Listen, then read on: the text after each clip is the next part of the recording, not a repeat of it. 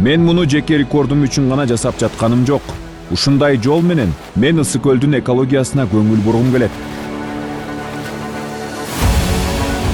Өлкөнүн байлыгын сактоо бул жергиликтүү өз алдынча башкаруу органдарынын гана эмес, бардык активдүү жарандардын жана биринчи кезекте жергиликтүү кеңештердин депутаттарынын милдети.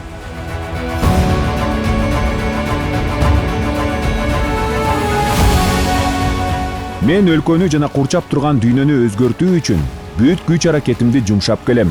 Анткени бул менин жана силердин мекен алдындагы укугубуз жана милдетибиз. Кыргызстандын жаштары биз эртеңкиге калтырбай, өлкөбүздү бүгүн өнүктүрө алабыз.